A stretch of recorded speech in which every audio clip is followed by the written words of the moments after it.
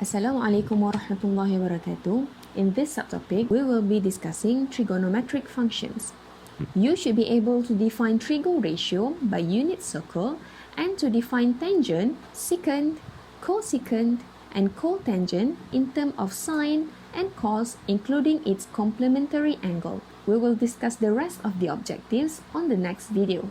So, let's begin. Trigonometry is the study about triangle and its angle. Not just any triangle, just one type of triangle specifically, the right angle triangle. The right angle triangle is a triangle with one of its angle in 90 degree. If I label this one as theta, I can say this side here as the opposite of the angle, and this side is the adjacent of the angle. This side here is always called the hypotenuse of the triangle. As you've seen in your high school, one of the way to remember trigonometry ratio is by so, ka, and toi. That means to find the value for sine function, it's the opposite divided by its hypotenuse. For cos, it's ka, that means its adjacent divided by its hypotenuse. Now let's look at the tan function next. Since tan theta is equal to sine theta divided by cos theta, and we know that from earlier that sine theta is equal to opposite over its hypotenuse, and cos theta is equal to adjacent divided by its hypotenuse. And hypotenuse can be cancelled, therefore tan theta is equal to its opposite divided by its adjacent. So that is the reason why for tan it becomes toi, because its opposite divided by its adjacent. Cosecant, secant, and cotangent. Now these are the new functions that are going to be added in your knowledge. These new functions are not that hard to remember.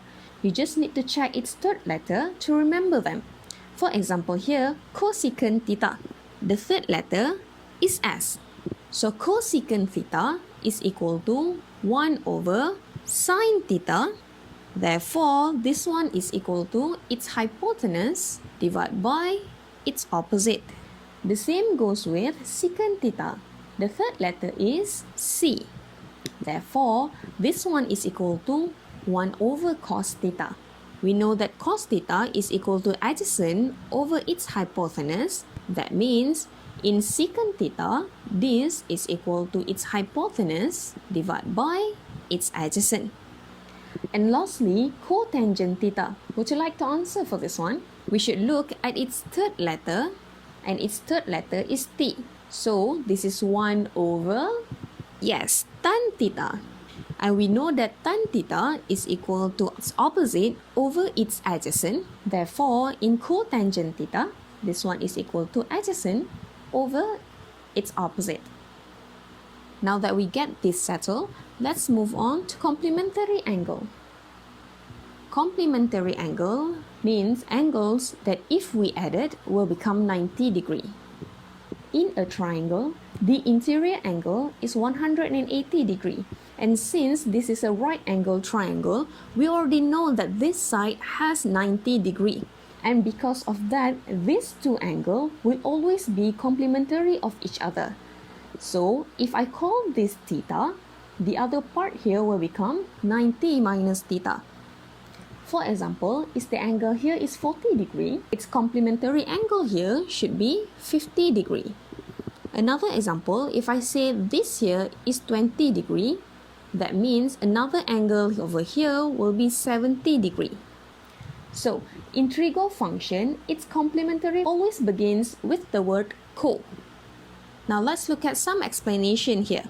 We have 90 minus theta over here, and we know that the complement of 90 minus theta is theta. So, sine for 90 minus theta is equal to cosine of theta. Cosine of theta, which you know this one as cos theta. Let's look at secant for 90 minus theta. The same as before, the complement of 90 minus theta is theta. So the complement function for secant is cosecant theta. See the word co, and you know this one as cosecant theta. Let me say this again. Sine complement with cosine. Look at the word co here. That means they are complement with each other. See 90 minus theta complement with theta. Sine with cosine. 90 minus theta complement with theta. So secant is with cosecant. Let's try another one. We have tan for 90 minus theta. We know that 90 minus theta is complement with theta. That means tan for 90 minus theta is equal to cotangent theta, which you know this as cot theta. Since they are complement of each other, the opposite is also true. That means cos for 90 minus theta is equal to sine theta, and cosecant for 90 minus theta is equal to secant theta, and cotangent 90 minus theta is equal to tan theta. In complementary angle, you need to focus on the word co. Now, let's test our knowledge. What is the complement angle for sine 60? We know that 60 is complement with 30. Why? Because complementary angle, all the angles, if we add it, will become 90 degree. So 60 is complement with 30 degree. And what function will go with that? The function here is sine.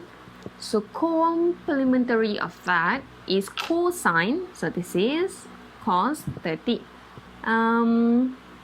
What is the complement of secant 40? Again, the complement of 40 is 50. And for secant, it's with cosecant. So this is a cosecant. Last question, and then we'll move on. What is the complement for cotangent 20? The answer is tan 70. Did you get it right? Very good. In the next video, we will discuss how to use the knowledge that we learned from this video and the previous video. So I'll see you in the next video. Thank you for your attention. Have a great day and take care.